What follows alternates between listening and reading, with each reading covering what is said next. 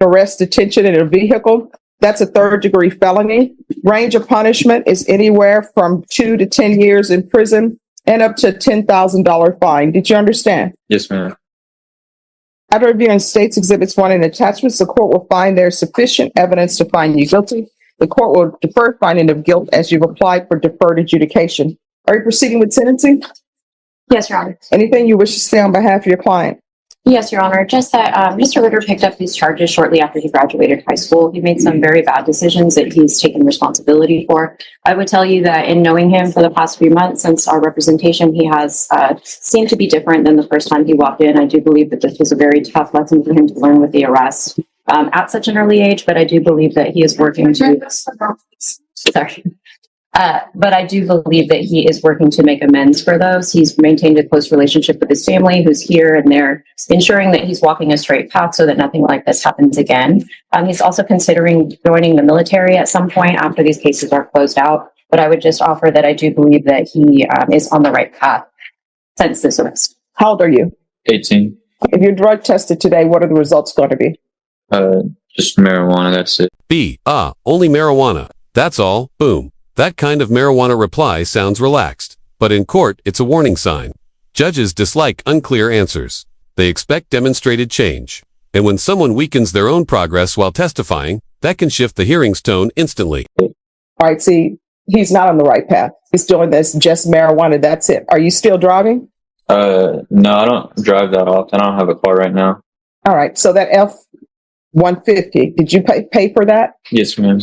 All right, how much did you pay for it? It was in my mom's name. I was just making the payments for her. So you didn't really pay for it? Not fully, but I was the one covering the payments and the insurance. And where were you working to cover those insurance payments? Excuse me? Where were you working? At Comanche Trace. It's a golf course in Kerrville. Do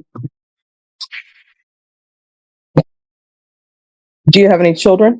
No, ma'am. So what do you spend your time doing? Right now, I just work and that's it. 'Cause I have long hours. So are your parents here?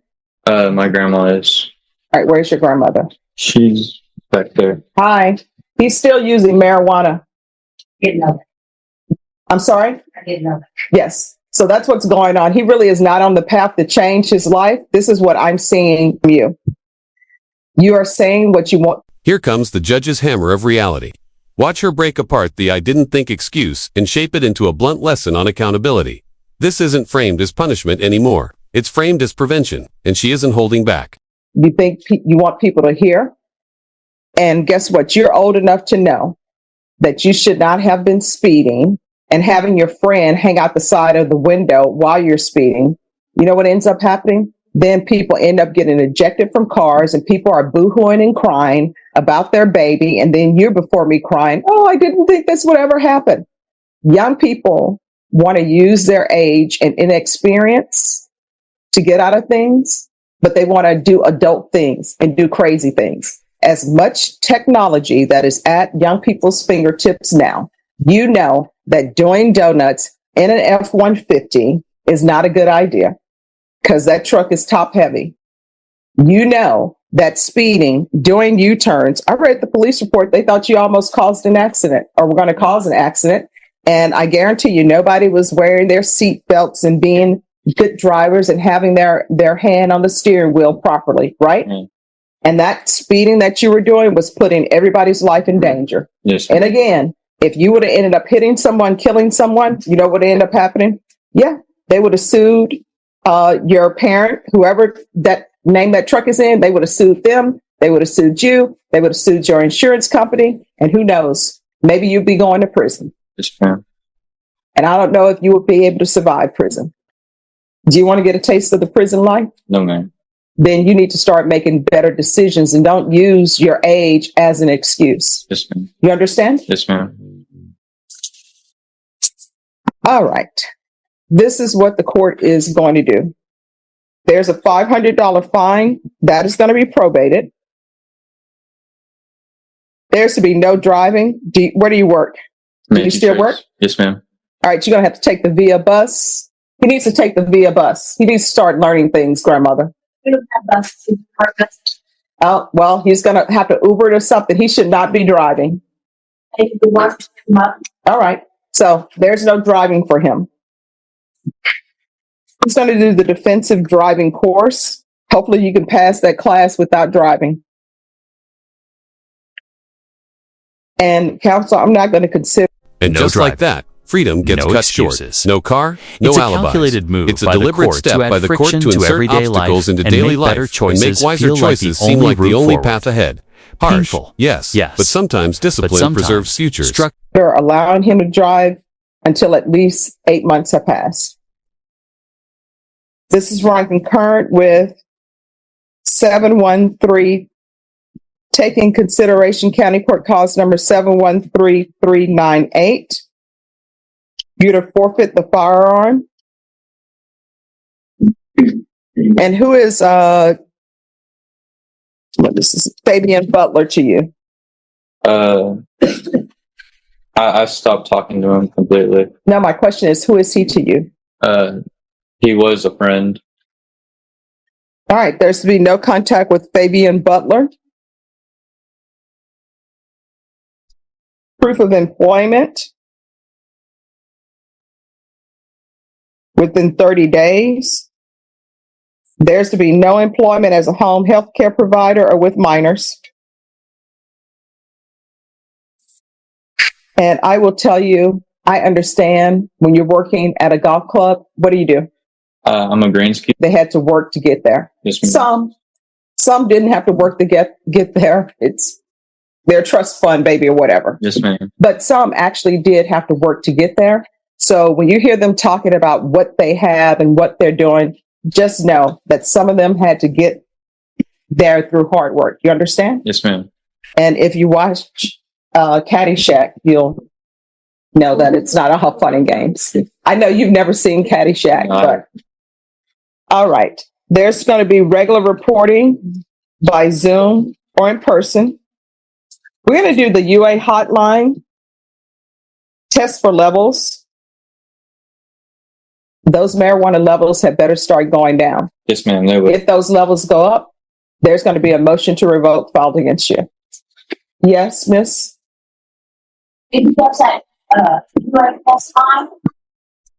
Oh, probation is going to explain that to him. Probation is going to explain it to him. Okay. So there's going to be a UA hotline test for levels. 120 hours of community service restitution. I'm not waiving those hours. You need to do those hours. Probation, do a TAP evaluation. And I'm going to want 90 sober meetings in 90 days.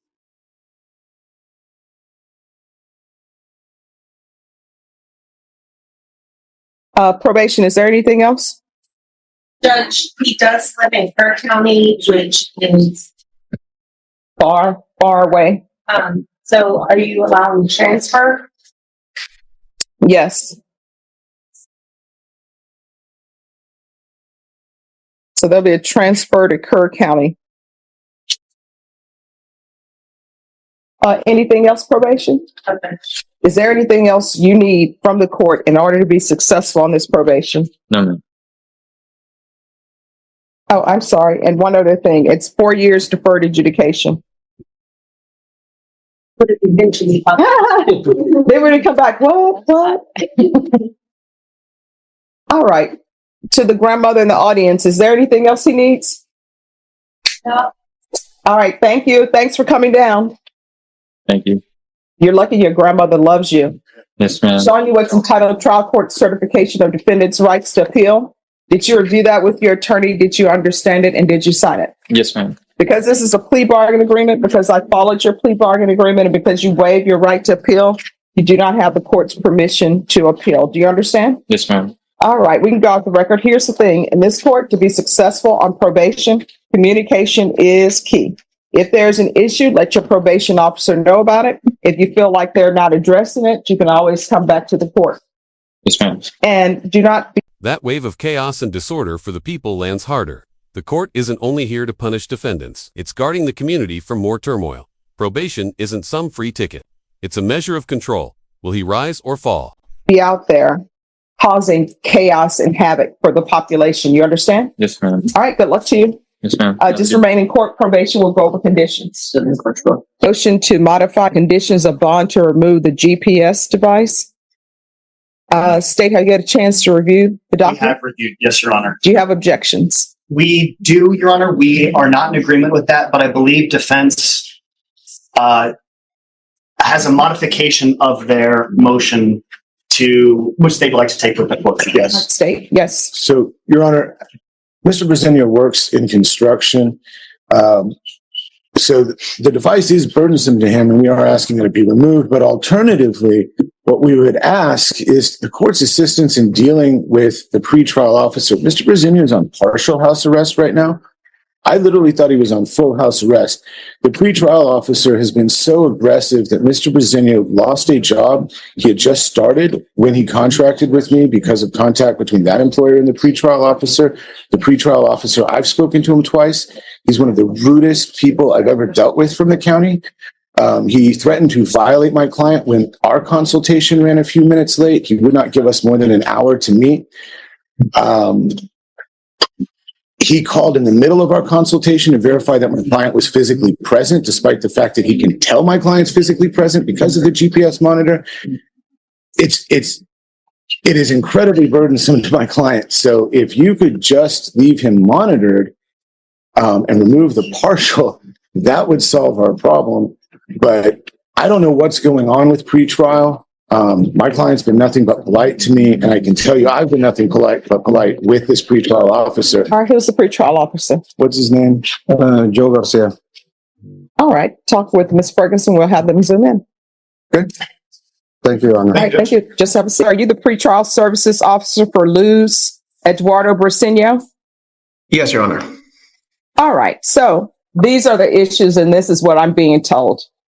I really don't deal in hyperbole. I just want the facts. So I'm being told that Mr. Briseno has employment. He works construction. And in the defense's motion, it says all hours of the night and required traveling depending on the jobs. All right, we're not going to do the all hours of the night. What I want to know is if he's given a set time where he can be out on employment. Are you going to be able to follow through on that, or do you need him to call in to say he's working employment? So he would have to provide us the already set schedule for employment. All right, so here's the deal. It's construction. Usually they don't have a set schedule. And this is from my background in dealing with construction workers and doing a little bit construction myself. Mm-hmm. You don't know, unless you own the business, you don't know where they're going to send you. They may need you one day in Guadalupe to lay foundation. They may need you one day in Bexar County to put up framing. They may need you one day in Travis County to do tape and float. So my question is, if he's given set hours, let's say, for example, it's Monday through Friday, 7 a.m. to 7 p.m.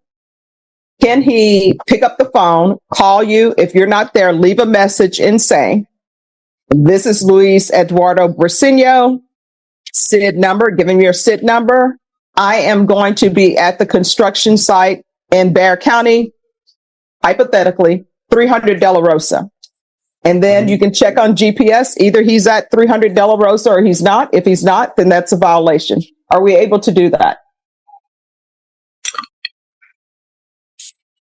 Honestly, with that, I would have to staff it with my supervisor because I cannot really say.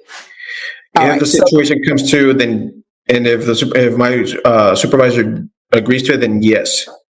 Okay. All right. Just a moment. Can you raise your right hand? Do you solemnly swear or affirm the testimony you give will be the truth and nothing but the truth, so help you God? Yes, Your Honor. All right. You can lower your hand. State your name for the record. State your name for the record. Oh, Luz Eduardo Briseno. All right. What is your work schedule? 7 to 5 or 6. It depends. 12 hours. So you're saying 7 a.m. to 5 p.m.? Yes, ma'am. What days? Monday through Friday, Saturday. Overtime. And it's The one I had, it was overnight. It was gonna be night shift, so from 6 to 6 in the morning. All right, this is what we're going to do. I'm going to allow him to work because he's already allowed to work because he's on partial. He's going to be allowed to work from Monday through Friday, 7 a.m. to 5 p.m. You should have some idea if they're going to want you to work the graveyard shift. You should know that. I know that much about construction. Yes, Your Honor. If he's going to work the graveyard shift, then counsel, you'll have to send notice to the court that he's working the graveyard shift in the terms of a motion. Okay. I will sign it. And then you pick up the phone. You're going to call your pretrial services officer and you're going to say, again, this is Luz Brasenio, SID number. I am working at construction site at 300 De La Rosa. You understand? Yes, Your Honor. And guess what? If nobody answers, usually a recording will come on. Leave a message. I know sometimes it gets frustrating for people. You don't want to leave a message, but guess what? If you don't leave a message, you didn't call. Do you understand? Yes, Your Honor. Is everybody on the same page? Yes, Your Honor, but may I be heard briefly? Sure. Judge, this pretrial services officer is the only pretrial services officer who has ever called me to verify that my client was physically present for a consultation that my client had approval to be at. He gave us a hard time because we ran a few minutes late. That was my fault. I have an email here where my client asked to go do laundry and go to the HEB a day ahead of time. And the only response from this pretrial services officer was an email back that just said denied.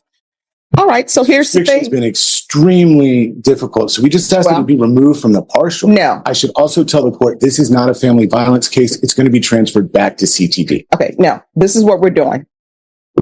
What we are doing is exactly what I said we're doing. He's on partial for work only. If he wants to go do his laundry, if he wants to go to HEB, then that's a motion for another day. We are just partial employment. And this is the court's ruling. Monday through Friday, 7 a.m. to 5 p.m. Understand? Yes, Your Honor. If it's going to be overnight, you need to let them know and counsel you need to file a motion.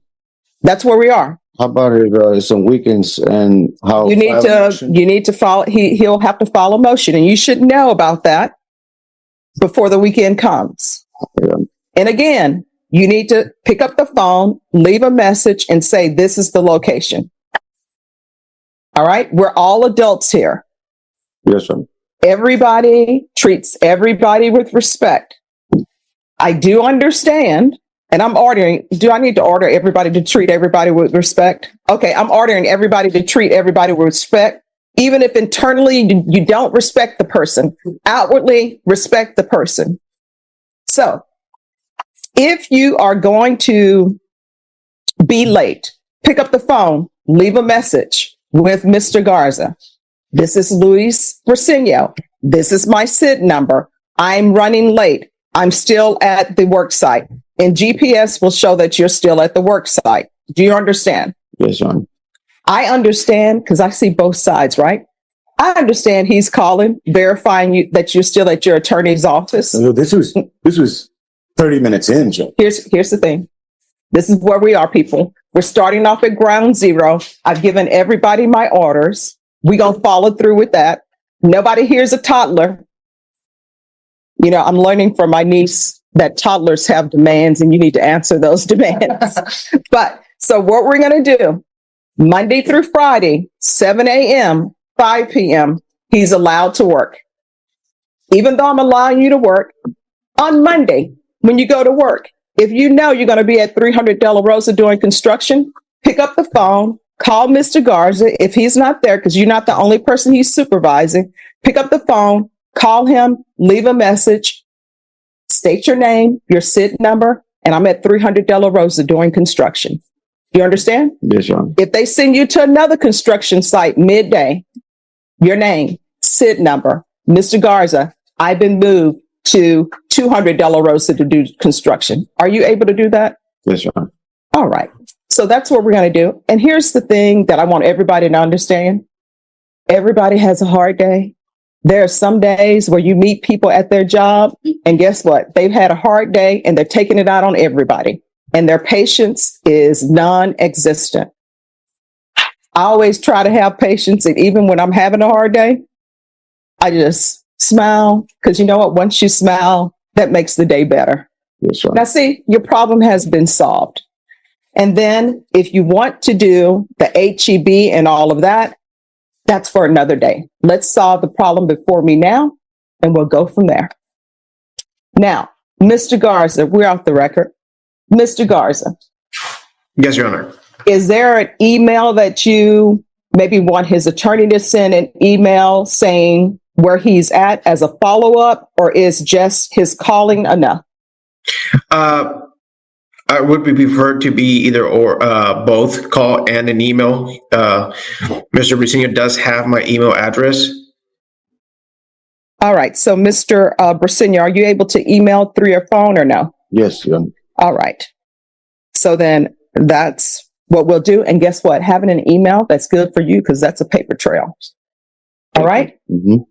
All right. So I am going to order. There anything else? No.